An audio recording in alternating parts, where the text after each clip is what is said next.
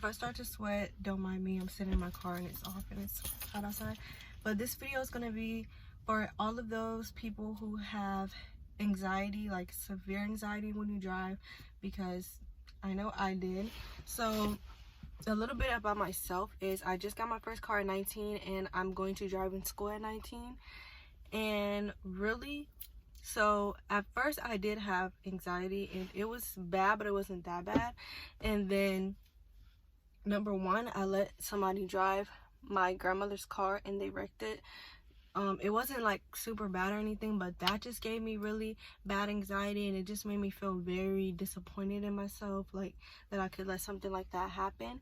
And then also, you know, I did get my car later on in life and started driving later on in life, and a lot of people have been having cars before me and driving before me. So when people would ask me like, oh, why don't you drive, or blah blah blah, instead of just saying like, oh, I can't afford it, or blah blah blah, like I would say that, but I started kind of using like, oh, I have anxiety.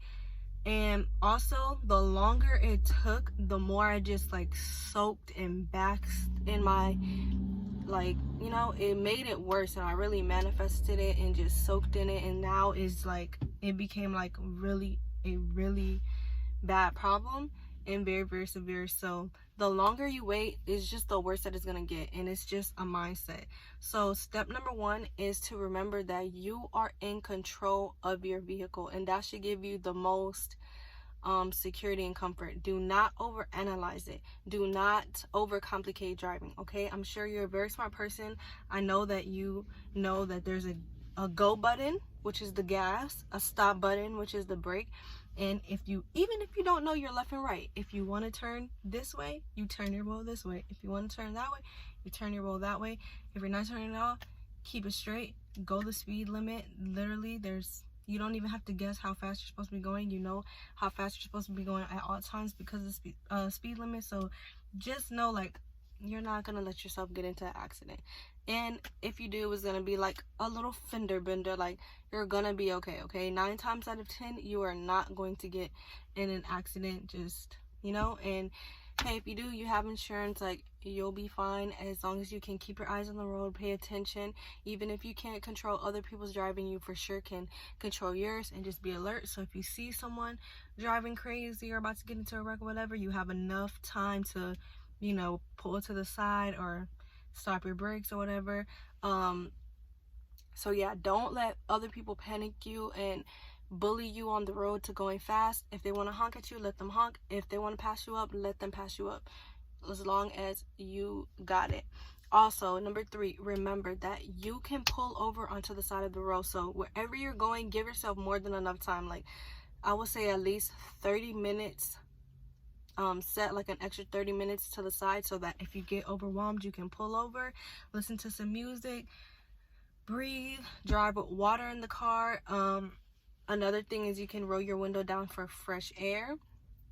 I know a lot of people like a radio is a distraction, so you can turn it completely off, or you can turn it down a little bit just to have some background noise. You don't always have to have music on. You can have a podcast or a YouTube video if that makes you feel more comforted. And actually, y'all, driving by myself, just once you get your license, take it slow, take it easy. You can drive and be in your own zen by yourself.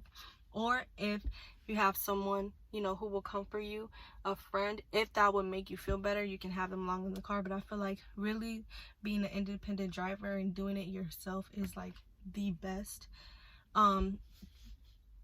Positive affirmations. It may sound silly, but every time you're about to drive, breathing exercises. A very good breathing exercise is to breathe for 5 seconds, hold for 6 seconds, and then breathe out until you can't anymore. And at the end, cough. It expands and opens up your lungs, and even just being able to breathe and calm down, it helps you from going into a panic attack, hyperventilating, and it makes you feel more grounded into reality.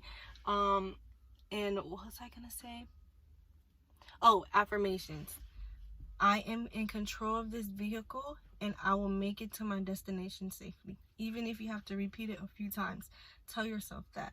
Also, the last, little piece of advice I have for you, do not treat it as an option. Treat it as a need and a necessity. Don't pressure yourself, but tell yourself that driving is a good thing.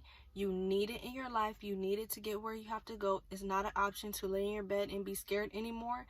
This is going to help you. This is a beneficial thing. This will only bring you positive things in your life.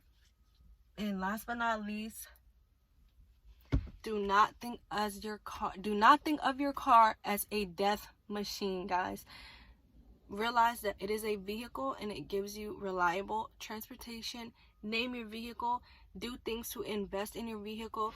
Even, you know, if you don't, I know a lot of people are like super into car things and like do all these things to their car, but no, just vacuuming it, keeping it clean, buying little steering covers, things like that. You know, really bond with your car. It sounds funny, but bond with your car. So that's all I have for you guys. Y'all see I'm starting to sweat with breath, so I need to go ahead and head on inside.